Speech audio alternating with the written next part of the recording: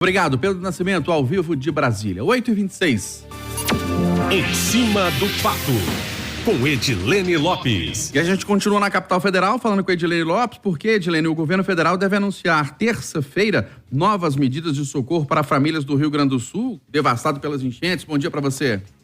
Bom dia a todos. Pois é, ontem o governo federal fez um gesto ao presidente do Congresso Nacional, senador mineiro Rodrigo Pacheco, com a visita dos ministros Fernando Haddad da Fazenda e Alexandre Padilha das Relações Institucionais. Na semana passada, a reunião foi entre Pacheco e o presidente Lula. Há algumas semanas, a relação entre as partes estava abalada por causa das ações do governo federal, principalmente em relação à renegociação da dívida dos estados com a União. Pacheco apresentou uma proposta que vinha sendo trabalhada pelo governo federal, mas a demora na resposta causou certo incômodo. E a outra questão foi a entrada do governo federal com uma ação no Supremo Tribunal Federal questionando a decisão do Congresso Nacional de manter a desoneração da folha de pagamento para 17 setores da economia e também para municípios. Pacheco e os senadores estavam considerando que o governo federal passou por cima de uma decisão do Congresso Nacional e que legislar é uma função do parlamento. Então ficou insatisfeito, disse que ia recorrer e aí foi iniciado um acordo que acabou sendo feito. Ontem, Haddad, com Pacheco ao lado, anunciou que o governo vai manter, de certa forma, a desoneração até 2027, reonerando ano a ano a folha de pagamento, de forma que em 2028 volta ao 0 a 0. A folha estará reonerada, mas também há um tempo para que essa renegociação ao longo desse processo aconteça, de repente uma outra renovação, enfim.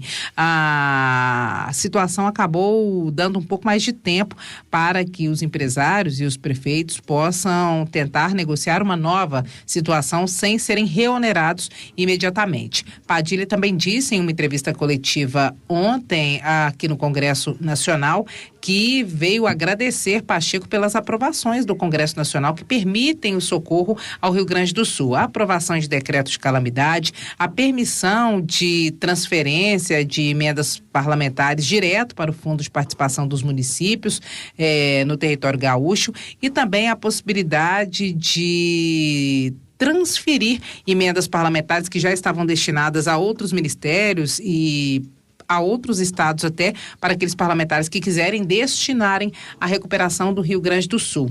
Um outro ponto importante que Padilha disse, inclusive respondendo a uma pergunta da Itatiaia na entrevista coletiva, foi que, em relação à renegociação da dívida dos estados com a União, o governo federal está exigindo que os estados façam um investimento em educação técnica para que tenham um desconto nos juros da dívida. No caso do Rio Grande do Sul, o investimento não será feito na educação. Haverá um tratamento especial e o investimento será feito na reestruturação, na recuperação do Estado. Então, essa situação no Rio Grande do Sul pode ser até que acelere a finalização dessa história da renegociação da dívida dos estados com a União, que é uma questão que está sendo considerada de demora no Congresso Nacional, já que desde o final do ano passado o Ministério da Fazenda está tratando o tema. E o pedido de Rodrigo Pacheco é para que haja uma rapidez, uma celeridade na renegociação da dívida dos estados com a União, já que Minas Gerais tem a pior situação com uma dívida de 160 bilhões de reais. Uma excelente sexta-feira para todos nós. Para nós, Edilene, o sinal eletrônico vai marcar 8h30 em Belo Horizonte e a seguir, o governo de Minas detalha a decisão de suspender as atividades presenciais hoje na cidade administrativa.